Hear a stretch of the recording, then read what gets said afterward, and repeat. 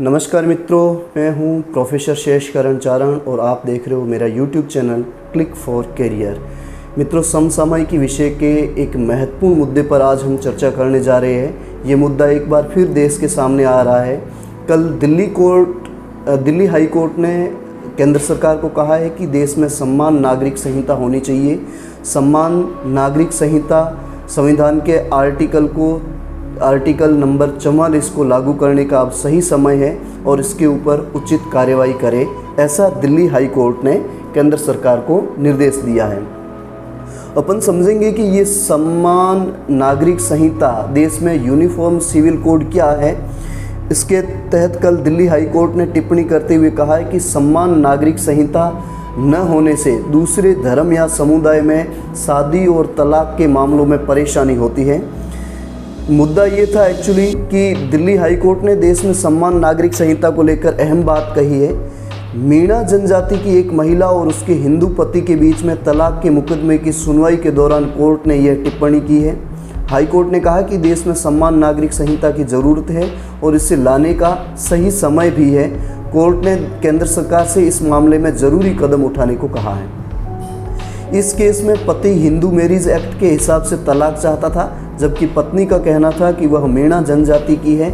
ऐसे में उस पर हिंदू मैरिज एक्ट लागू नहीं होता।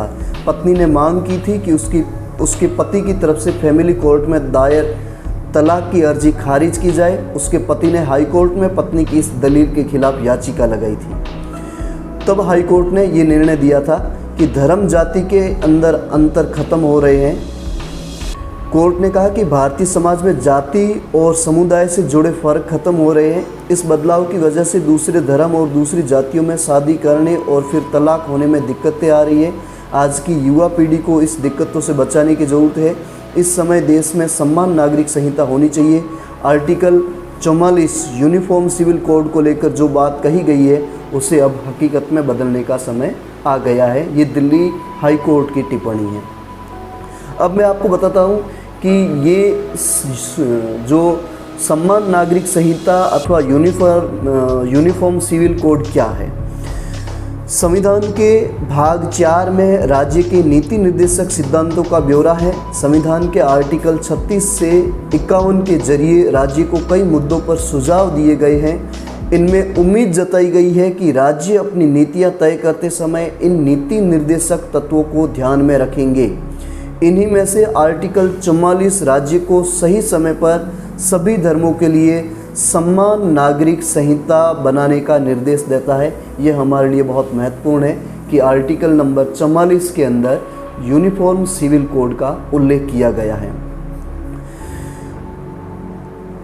समान नागरिक संहिता आसान शब्दों में समझे तो यूनिफॉर्म सिविल कोड यानी देश के सभी नागरिकों के लिए एक जैसा पर्सनल लॉ लागू करना राज्य का कर्तव्य है। ये राज्य की ड्यूटी है। ये आर्टिकल नंबर 44 के अंदर नीति निर्देशक तत्वों के अंदर देश के लिए कहा गया है। देश में अभी क्या स्थिति है इसके लिए देखिए। देश में अभी हिंदू और मुसलमानों के लिए अलग अलग पर्सनल लॉ है। इसमें प्रॉपर्टी, शादी, तलाक और उत्तराधिकार जैसे मामले आते हैं। यूनिफॉर्म सिविल कोड पर पॉलिटिकल बहस होती रही है। अक्सर सेकुलरिज्म से जुड़ी बहस में भी इसे शामिल किया जाता है। जो लोग इसके समर्थन या विरोध में हैं, उनकी इसके सोशल और रिलीजियस असर को लेकर अलग अलग सोच है।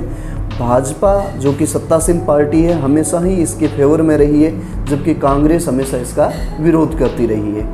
पहली बार ये मुद्दा सुर्खियों में कब आया था? 1985 में साहबानो केस के बाद यूनिफॉर्म सिविल कोड सुर्खियों में आया था। सुप्रीम कोर्ट ने तलाक के बाद साहबानो के पूर्व पति को गुजारा भत्ता देने का ऑर्डर दिया था। इसी मामले में कोर्ट ने अपने फैसले में कहा था कि पर्सनल लॉ में यूनिफॉर्म सिविल कोड लागू होना चाहिए। राजीव गांधी सरकार ने सुप्रीम कोर्ट के इस फैसले को पलटने के लिए संसद में बिल पास करवाया था। उसके बाद यूनिफॉर्म सिविल कोड लागू करने की मांग समय समय पर उठती रही है। कल दिल्ली हाई कोर्ट की टिप्पणी के बाद एक बार फिर ये मुद्दा गरमाया हुआ है।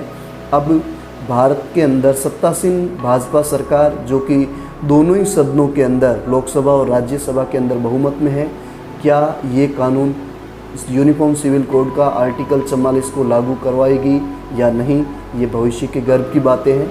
लेकिन हमें सरकार की आने वाले कदमों का इंतज़ार करके समझना होगा कि किस तरीके से ये दिल्ली हाई कोर्ट की जो टिप्पणी है उसके ऊपर सरकार इस पर अमलवारी करती है। Thank you. आज के समसामयिकी में इतना ही। समसामयिकी के अंदर नए नए मुद्दों के लिए आप मेरा YouTube channel click for career देखना ना भूलें। थैंक यू मित्रों।